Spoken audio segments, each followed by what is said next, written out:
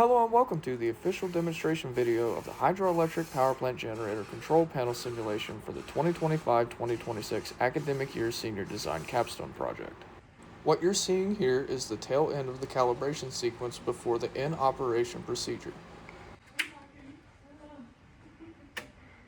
In operation, the grid syncing procedure begins with the operator bringing the panel into manual control with the panel control switch and actuating open the wickets slowly with the wicket control switch. As actuation percentage increases, more water is let in and RPM rises as a result. General operation procedure suggests a wicket actuation percentage of 30% to start. What you just saw was the operator simultaneously setting the wicket control switch to neutral and bringing the excitation current up with the exciter control switch.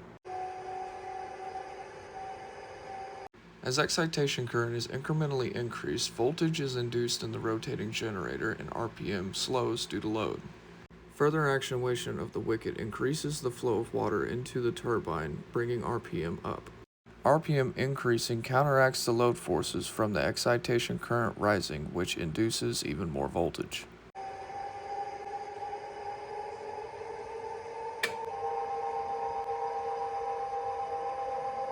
The sound that you're hearing is the result of the incrementally increasing excitation current causing the rotor of the generator to resonate.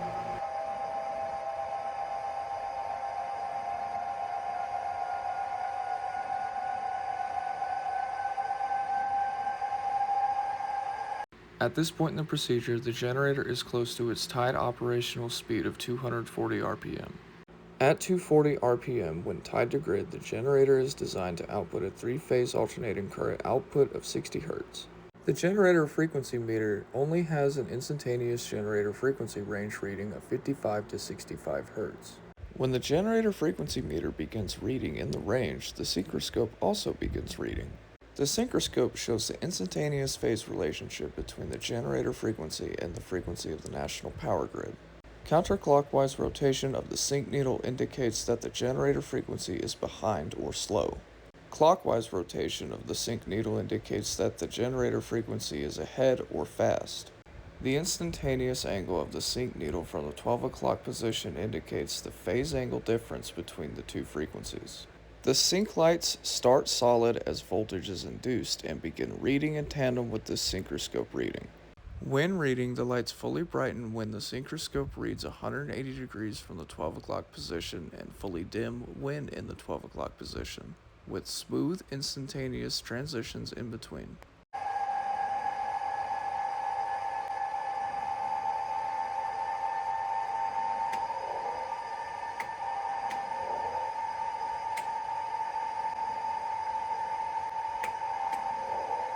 At this critical juncture, the operator pays close attention to the generator's voltage, frequency, and phase. These three items must very closely, if not exactly, match the utility values from the national power grid at the point of grid tie.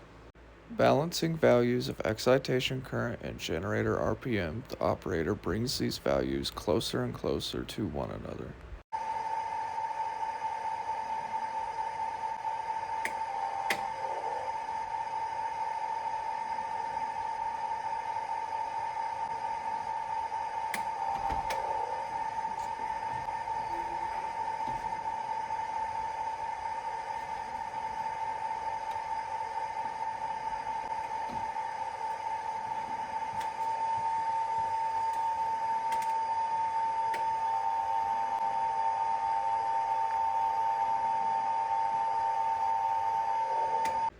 Once successfully tied to the national power grid, the generator current, power, and power factor meters begin reading.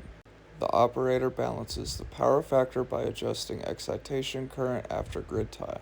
Once unity power factor is achieved, the operator actuates the wicket open 100% for maximum power input to the turbine from the water flow.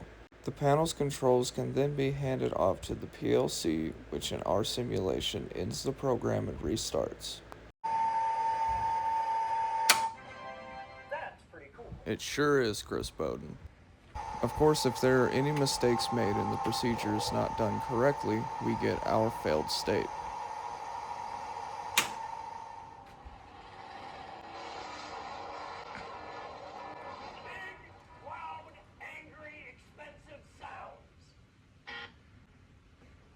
If you want to give the procedure a try yourself, come to Razor Hall at the University of Tulsa with your own computer and bug Professor Friedel until he coughs up the exe file. Thank you for watching.